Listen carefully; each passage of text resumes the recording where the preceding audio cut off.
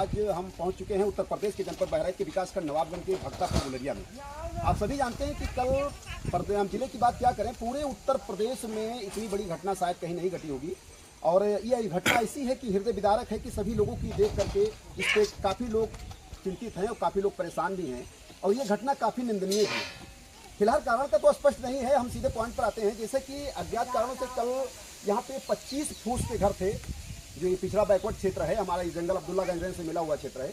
इसमें 25 घर ऐसे हैं जिसमें एक अज्ञात कारणों से आग लग गई और जिसकी आग का कोई अभी कारण नहीं पता चल पाया। फिलहाल इस चीज़ की पुलिस भी इन्वेस्टिगेशन कर रही है, उच्च अधिकारी भी कर रहे हैं और ग्रामीणों ने भी अपने आप में छानबीन की है, लेकिन अभी तक इसका ये कारण स्पष्ट नहीं हो पाया है कि आग लगी कैसे थी। फिलहाल आग लगी है 25 घरों में लगी है और इस तरीके से जली है आग कि एक घर से शुरू होकर के 25 घर को तहस नहस कर दिया। और यही पूरे घर में जो भी गृहस्थी की सामग्री थी वो तो जली। उसके साथ साथ यहाँ पे 22 से 32 मवेशियों के जलने की भी सूचना सामने आ रही है, जिसमें से 4 भैंस 25 बकरी ये जो जगह पर ही ध्वस्त हो चुकी हैं। इन्होंने अपना प्राण त्याग दिया और इनकी डेड बॉडी हमारे पास ही में उनको जो है उच्च अधिकारियों के दिशा निर्देश में उनको दफना दिया गया है। और बाकी जो जले हैं, जो जानवर अभी काफ़ी चोटिल हैं, उनका इलाज किया जा रहा है, उनके लिए सरकारी व्यवस्थाएं उपलब्ध कराई गई हैं, उनका उपचार चल रहा है।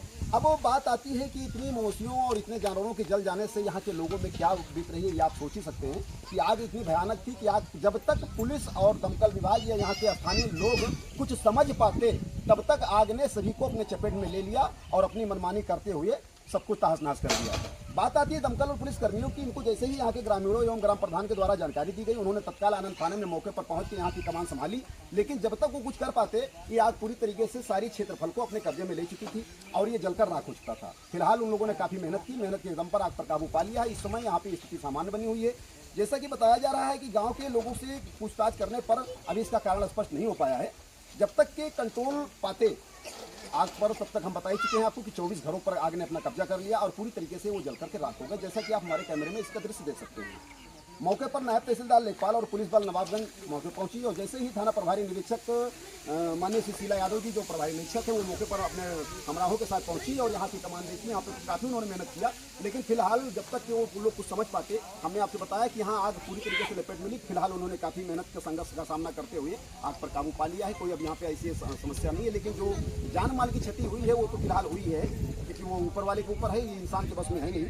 और यहाँ पे जब ऐसी घटना घटी तो उच्च अधिकारियों को जानकारी मिली। अब मामला ये आता है कि जब आग की ऐसी घटना घट गई तो यहाँ पे खाने पीने की चीज़ों से लेकर के पहनने की चीज़ों तक सभी जल करके राख हो गए पूरी तरीके से। ये आप ये समझ ही सकते हैं कि जब अग्निकांड होती है तो ये किसी को सोचने समझने का मौका नहीं देती है। इसमें सहानुभूति के क्रम में अगर देखा जाए तो सहानुभूति रखते हुए जो हमारे भक्तापुर गुलरिया के जो सरकारी खाद्यान्न दुकान के जो प्रोपराइटर हैं माखनलाल जी, उनके द्वारा जो है कल यहाँ पे गेहूँ चावल का वितरण करवाया गया है। अपनी सहानुभूति का उन्होंने परिचय दिया है। इसी क्रम में अगर हम बात करें तो उप जिलाधिकारी नानपारा, SDM यानी कि अंजलि यादव जी की और पूर्ति निरीक्षक विजेंद्र जी और कोटेदार संघ के जो भी हमारे कर्मचारी हैं और कोटेदार संघ के कोषाध्यक्ष पुतन खां जी, ये अपने सभी लोगों के माध्यम से मिल करके इन्होंने आग पर यहाँ जो आगजनी हुई है इसमें लंच पैकेट वगैरह का भी प्रबंध किया है। और हमारे उच्च अधिकारी भी यहाँ पे पहुँच चुके हैं, मजिस्ट्रेट साहब आ चुके हैं बीपीसी कॉलोनी और यहाँ पे उनके लिए वितरण का सामना भी करेंगे, वो लोग वितरण सामग्री भी करवाएंगे, जिससे यहाँ पे कुछ सहानुभूति दिखाई जा सके। और भी जो लोग हैं यहाँ पे ग्राम प्रधान भी हैं, हम उनसे जानने का प्रयास करेंगे कि आखिर यहाँ की जो सिचुएशन इस समय क्या है और उनके द्वारा यहाँ पे क्या क्या राहत कार्य किए गए हैं।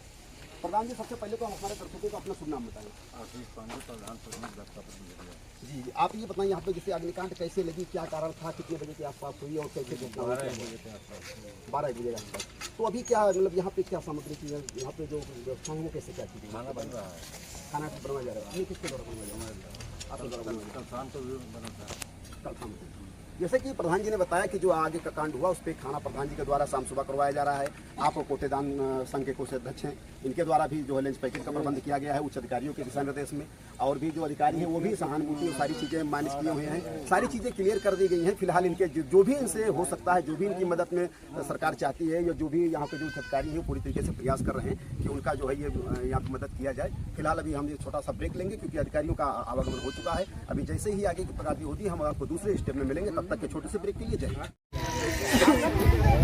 जैसा कि मैंने आप सभी को कहा था कि अभी छोटे से ब्रेक के बाद मिलेंगे। अभी हमारे जो उच्च अधिकारी आए थे उनके द्वारा यहाँ पे लंच पैकेट आया था, वो वितरण किया गया है। यहाँ के जो आवासीय लोग हैं जिनके घरों पे ये क्षति हुई है, जो ये आपदा आई है, उस आपदा के बारे में उनके हम परिवारजन से बात करेंगे कि आखिर आज वो क्या फील कर रहे हैं, क्या महसूस कर रहे हैं, क्या उनको बीत रही है, थोड़ा उनसे भी हम जानने का प्रयास करेंगे। और संबंधित अधिकारी एवं जो भी सरकार हमारी वर्तमान है और जो भी हमारे संबंधित अधिकारी जो भी प्रशासनिक लोग हैं, जो भी समाज सेवी हैं, मैं उन सबसे अपने बेनकाब भ्रष्टाचार न्यूज़ चैनल के माध्यम से मैं इनकी आवाज़ को पहुँचाने का प्रयास कर रहा हूँ कि वो इनकी आवाज़ जो है सुने और इस पर विचार करें और जो भी उनसे हो सकता है वो सहयोग प्रदान करें जिससे इनकी क्षति पूरी की जा सके। आपका शुभ नाम क्या पड़ेगा? कैसे आग लगी, क्या हुआ, मतलब कितना नुकसान हुआ होगा आपने? चारा काटने चले गए तो मौसम नहीं रहे। घटना घटी तो आप इसकी जानकारी आपको कैसे मिली? घटना ये जो मवेशी जले हैं जिनकी निर्मम मौत हो गई है, उन्हीं के चारे के इंतजाम के लिए ये बाहर खेत में गए हुए थे और जब यहाँ से धुआं उठने की जब इन्होंने वहाँ से देखा कि धुआं उठ रहा है गाँव में और वहाँ से जब यहाँ के चीज़ों को अवलोकन करने का इन्होंने प्रयास किया तो उस सिचुएशन को देख करके ये बेचारे वहाँ से दौड़े और जब तक ये आते और समझ पाते, किसी को जानकारी दे पाते, जिन जानवरों के चारे का इंतजाम करने के लिए ये गए थे वही जानवरें आज मिट्टी में तब्दील हो गई हैं। आज इनके दिल पर क्या बीत रही है इसका अंदाजा आप लगा सकते हैं। यहाँ की जो महिलाएं हैं जो पूरी तरीके से फूट कर अपना दुख व्याप्त कर रही हैं और सभी चीज़ें यहाँ की आप देखते हैं कैसे क्या है। फिलहाल जो हो सकता है वो तो सरकार से तो पूरी करेगी, लेकिन इनके जो हृदय गति है, इनका जो आत्मविश्वास था, जो इनका एक आवासीय होता है कि एक हमारा एक रैन बसेरा है। जैसे कि अभी गर्मी का माहौल आ रहा है और तापमान 36 डिग्री से 40 डिग्री तक जा सकता है, जैसे कि बीते गर्मियों में 38 डिग्री सेल्सियस तक इसकी गर्मी गई है और अगर इस बार ऐसी गर्मी गई तो फिर इनके ऊपर क्या बीतेगी इसका अंदाजा आप लगा सकते हैं। और आप लोग आपका मकान कौन सा है? यही लोग हैं, आप समझ सकते हैं। हम अपने सभी दर्शकों से ये कहना चाहेंगे, दिखाना चाहेंगे कि ये महिलाएं हैं। आपका क्या नाम पड़ेगा? रीता जी, आप कहाँ थी जब ये आग उत्पन्न हुई यहाँ पे? हम उधर रहे थे साहब, देखा सब बड़े जानवर हमारे कटवाने थे, उसमें हम जा नहीं पाए। हमारे सब बहन पकड़ी सब जलकर राख हो गए। देखिए, जैसा कि अभी जो उच्च अधिकारी आए तो उससे जो हमने मालूम किया है तो ये जानकारी सामने निकल कर आई है कि जो भैंस हैं यानी पोठिया भैंस हैं जिनकी एक निर्मम मौत हुई है तो उन्हें 37,000 या 37,500 रुपये के मुआवजे से जो है सरकार उनको मुआवजा देगी। और जो बकरियां हैं, जो बकरियां जल गई हैं, वो यहाँ पे जो उच्च अधिकारियों द्वारा मुझे आश्वासन दिया गया है उसमें ये प्रयास किया जा रहा है कि उनको बकरी का मुआवजा जो है 4,000 के आसपास दिलवाया जाएगा। और जो आवासीय भूमि है या पूर्तिया छप्पर की भूमि है 7,000 से 5,000 के बीच का भू मुआवजा दिलवाया जाएगा। और कल के डेट में जो राजस्व के अधिकारी हमारे आए थे उनके सहयोग से कंबल, तिरपाल, 13 किलो चावल आदि चीजें कल भी सामग्री वितरण करवाई गई है। फिलहाल उच्च अधिकारी पूरी तरीके से इस पर जो है अपनी नजर रख रहे हैं और रात्रि में और दिन में बराबर उनकी पेट्रोलिंग हो रही है, बराबर वो आ रहे हैं, यहाँ का हालचाल ले रहे हैं, यहाँ का जायजा ले रहे हैं। फिलहाल अभी अधिकारियों से मैंने मुआवजे के संबंध में भी बात करने का प्रयास किया तो उनके द्वारा मुझे ये आश्वासन दिया गया है कि जितनी जल्दी ये लोग डॉक्यूमेंट सबमिट कर देंगे, इनके डॉक्यूमेंट सबमिट करने के उपरांत 24 से 36 घंटे के अंदर इनके अकाउंट में वो धनराशि प्रेषित कर दी जाएगी, ऐसा उच्च अधिकारियों का आश्वासन दिया गया है। फिलहाल हम लोग उनकी बातों से सहमत हैं। यहाँ के जो ग्राम प्रधान आशीष पांडे जी हैं वो भी पूर्णतः कल से यहाँ पर लगे हुए हैं। यहाँ पे जो लोगों का जो दस्तावेज जल गया है उनके दस्तावेज को इकट्ठा करवाने में लगे हुए हैं, उच्च अधिकारियों को अवगत कराने में लगे हुए हैं। कुछ लोगों का दस्तावेज इस अग्निकांड में जल गया है, वो शीघ्र जो है इलाहाबाद बैंक या आर्यावर्त बैंक, इंडियन बैंक जो भी हैं जहाँ से भी उनके खाते थे उन सभी चीज़ों को वो अपना रिकवर करने में लगे हुए हैं। उनका डॉक्यूमेंट रिकवर किया जा रहा है। इन्हीं अति शीघ्र उनके डॉक्यूमेंट को रिकवर करके इनकी क्षति पूरी करने का प्रयास किया जाएगा।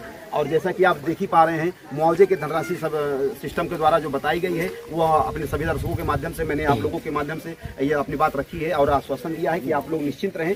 जब भी अगर मान लीजिए जो चीज़ें बताई गई हैं अगर इसमें किसी भी प्रकार की कोई बात नहीं बनती है या कोई दिक्कत आती है या आपको लग रहा है तो हमारा मीडिया परिवार आप सभी के दुख में सम्मिलित है। आप जब भी हमें याद करेंगे हम आप लोगों के सामने अपना उपस्थिति दर्ज करेंगे और हम आपकी बात शासन प्रशासन तक रखने का प्रयास करेंगे। आप लोग इससे बिल्कुल निश्चिंत रहिए। फिलहाल ये जो चीज़ें हुई हैं ये कहीं ना कहीं ऊपर वाले की ही इच्छा से हुई हैं। अब क्या उसको मंजूर था, इस पर कोई दुख व्यक्त करने की जरूरत नहीं है, लेकिन अब जो क्षति है वो पूरी करने का प्रयास किया जा रहा है। आप लोग थोड़ा सा धैर्य रखें और उच्च अधिकारी भी इस पर अपनी नज़र बनाए हुए हैं। और अगर इस घटने की बात करें तो जो सीमा क्षेत्र पुलिस स्टेशन की बात करें तो ये थाना नवाबगंज के सीमा क्षेत्र में आता है, जहाँ पर इस समय थाना नवाबगंज के प्रभारी शीला यादव जी हैं। उन्होंने भी अपनी पैनी नज़र इस पर बनाए रखी है और हर पल यहाँ का जायजा ले रही हैं, हर पल ऑडिटिंग कर रही हैं और हर तरीके से इनको जो है मुआवजा दिलवाने में या हर चीज़ों में सभी अधिकारियों से वो संपर्क स्थापित कर रही हैं। उनकी भी इस पर पैनी नज़र है और वो अपनी नज़र बनाए हुई हैं। तब तक के लिए एक छोटा सा ब्रेक, हम आपको फिर अगली ब्रेक में मिलेंगे। यहाँ पे क्या हुआ वो विगत क्रम में आपको हम अवगत कराएंगे।